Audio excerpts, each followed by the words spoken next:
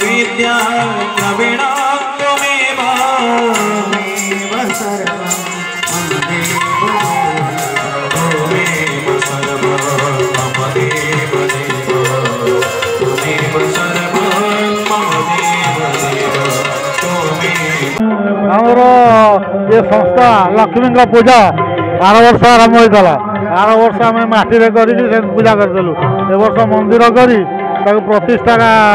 चली आमर गाँव सब युवक मैंने लगी माने नील भी बजेट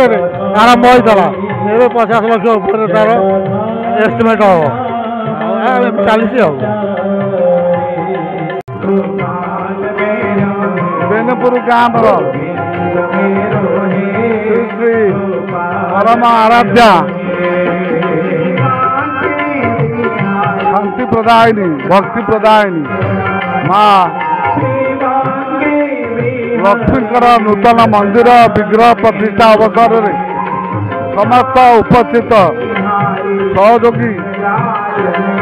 दाता उद्योक्ता समस्त को मो तरफ बेनुपुर ग्रामवासी तरफ धन्यवाद दूसरी। आज अवसर में जो मैंने अकुंठ परिश्रम आत्मविश्वास संगठित दिग्दर्शन बल आज एत बड़ अनुष्ठान को पूर्णांग कर माँ करुणारू जगन्नाथ कृपारू ये दीर्घजीवी अनुष्ठान दीर्घजीवी हो एवं आशा करुचु आर उत्तरोत्तरी कामना करुचु एवं आशा करुचु समस्त सहयोग सदिच्छा एवं समस्त अकुंठ साहाय्य अब्याहत रहिब। आज दिवस आम बेनीपुर ग्रामर जगुड़ी पंचायत जिला जगतसिंहपुर जहाँकि आज हूँ माँ प्रतिष्ठा दिवस किंतु गत वर्ष आम प्रथम करी पिला माने माँ लक्ष्मी को पूजा करने स्थिर करते एवं पूजा बहुत भल भाव पिला मानकर मत आसला जे आम मंदिर करवा से मंदिर करने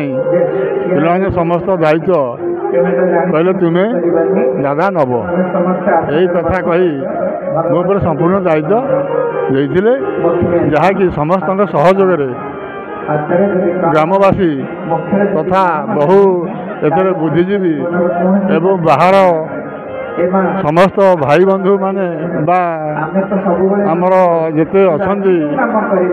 समस्त साहाय्य मिली जो साहाय्य कि आज ये माँ का मंदिर टे आम बहु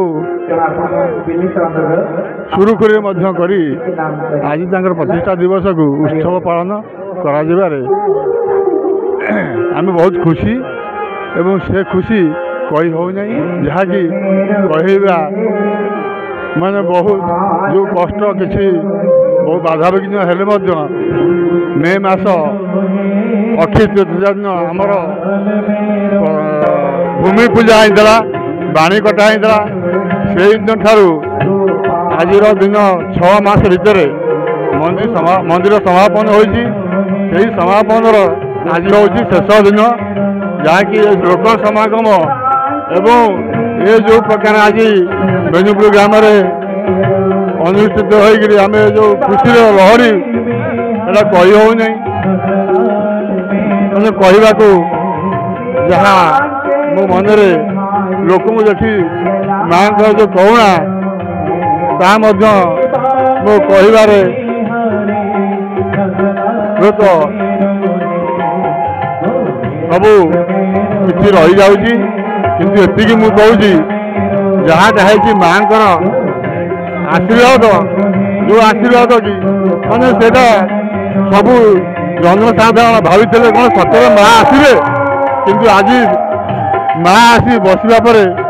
आम समस्ते एकत्रित हो बहु ग्रामवासी एवं बहुत दूर दूरांत लोक आसी एटी बहुत खुशी प्रसाद सेवन कर यज्ञ उपस्थित रही ବାବାଙ୍କ ଆସିଥିବା ପ୍ରବଚନରେ ଭାଗ ନେଇ ସମସ୍ତ କାର୍ଯ୍ୟରେ ରହି ଆଜି ଆମେ ଏଇ ଖୁସିର ଲହଡ଼ିକି ଆପଣମାନଙ୍କ ଆଗରେ ଏତିକି କହୁଛି ଯେ ମାଆଙ୍କର ସବୁ କରୁଣା, ଆମର କିଛି ନୁହଁ, ଆମେ କିଛି ନୁହଁ, ସବୁ ସେ କରିଛନ୍ତି। କିଛି ଜାଣି ହେଇନାହିଁ କେମିତି ହେଇଛି କ'ଣ ହେଇଛି, ସବୁ ସେ ତାଙ୍କରି କରୁଣା। ଏ କରୁଣାକୁ କେବେ ହେଲେ ଭୁଲି ହେବ ନାହିଁ। ଅନୁଭବ ନା ଜାଣି ହୁଏ ନା, ଯେଉଁ ଅନୁଭବ ସେଟା ଯିଏ ମୁଁ ତ କହିପାରିବି ନାହିଁ, କିନ୍ତୁ ମୋର ଏତିକି ଅନୁଭୂତି ଯେ ଯେଉଁ ଆରମ୍ଭ ଦିନ ଠାରୁ ଏପର୍ଯ୍ୟନ୍ତ ବାଧାବିଘ୍ନ ଥିଲେ କାମ ବନ୍ଦ ହେଇନାହିଁ, ଆଉ କାମ ହେଇ ଚାଲିଛି। ଯାହାଦ୍ୱାରା ଏ ଖୁସିକୁ ମୁଁ ଆପଣମାନେ ସମସ୍ତଙ୍କ ପାଖରେ ବିଛଉଛି ଯେ ମାଆଙ୍କର ସେଇ କରୁଣା ଥିବାରୁ ଆଜି ଆମେ ବେଜୁପୁର ଗ୍ରାମରେ ହଜାର ହଜାର ଲୋକ ସଂଖ୍ୟାରେ ଉପସ୍ଥିତ ରହି ଏ ସମାବେଶକୁ ଖୁସିର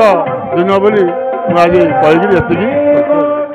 सर्वमंगल मंगल्ये शिवे सर्वा सद्गुरु त्वं